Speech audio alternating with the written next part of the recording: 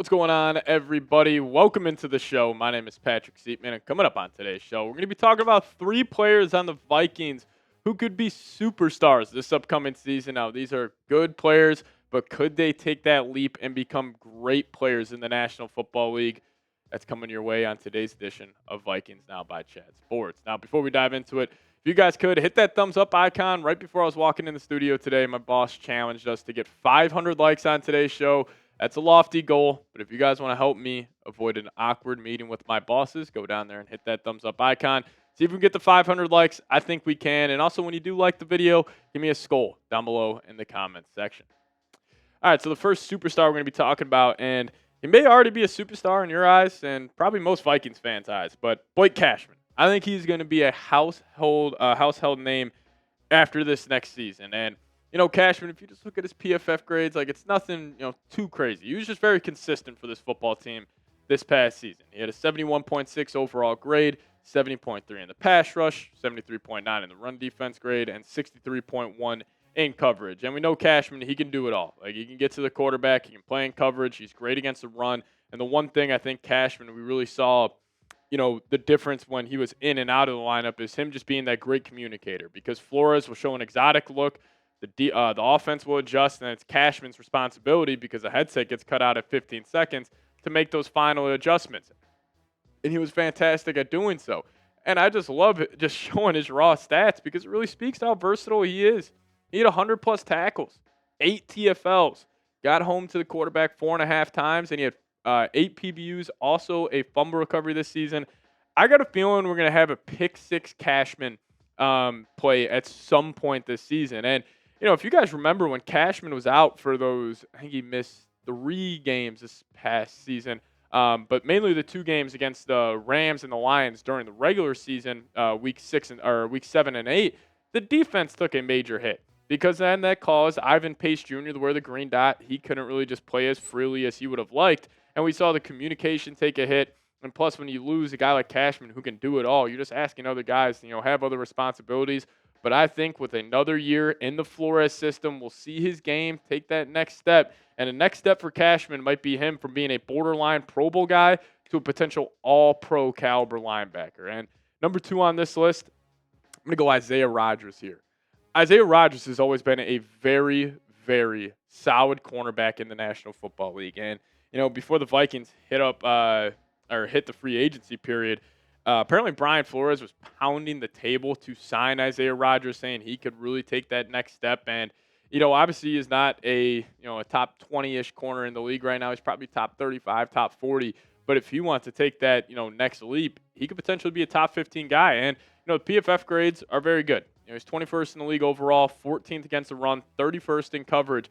But if he just ups those by maybe 10 spots, we're looking at one of the better corners in the league. Now, this was in very limited action for the Eagles this past season. He was just a rotational corner. So can he maintain the production with upping, the snaps and the usage?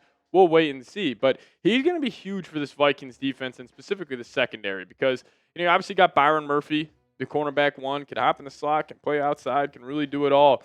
And then you got Isaiah Rodgers, where he's one of those guys, if he doesn't have a good year, this cornerback room's looking a little concerning, because then you're banking on a Mekhi Blackman, you're banking on Dwight McGlothern, a Jeff Okudah, a Zamia Vaughn potentially making the team. One of those guys would need to step up. But I always say this, if Flores believes, I believe, and clearly Flores is a massive believer in Isaiah Rodgers, so I'm going to kind of have to take his word for it.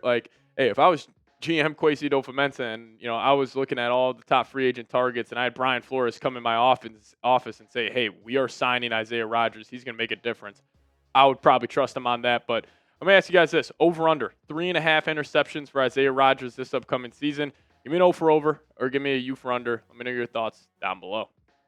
Now, we'll talk about the last potential superstar candidate for the Minnesota Vikings here in a second. But if you guys want to get a 2 t-shirt pack, hit this link, chatsports.com/Vikings Combo. Normally, these are $49.99, but right now they're $29.99. So you guys can get 2 Vikings t-shirts for $30. You just got to click this link, chatsports.com/Vikings Combo. Take advantage of this deal. It won't be here all summer.